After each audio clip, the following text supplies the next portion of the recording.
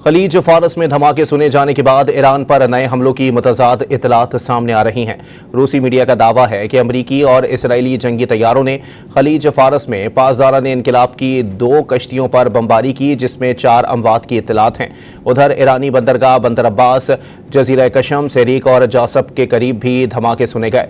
इन खबरों के बाइस सोशल मीडिया पर खलीज ओमान में अमरीका की नई मुहिम जोई की कयास आराइयां की जा रही हैं। इस सिलसिले में ईरानी न्यूज़ एजेंसी महर ने कहा है कि बंदर अब्बास में सूरत हाल काबू में है।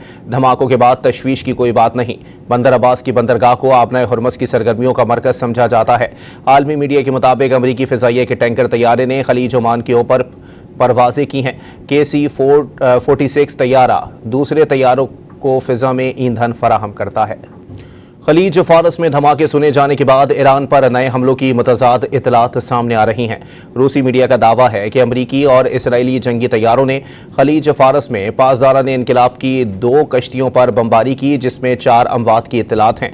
उधर ईरानी बंदरगाह बंदर अब्बास, जजीरा कशम, सेरीक और जासब के करीब भी धमाके सुने गए। इन खबरों के बाइस सोशल मीडिया पर खलीज ओमान में अमरीका की नई मुहिम जोई की कयास आराइयां की जा रही हैं। इस सिलसिले में ईरानी न्यूज़ एजेंसी महर ने कहा है कि बंदर अब्बास में सूरत हाल काबू में है। धमाकों के बाद तशवीश की कोई बात नहीं। बंदर अब्बास की बंदरगाह को आबनाए हुर्मस की सरगर्मियों का मरकज समझा जाता है।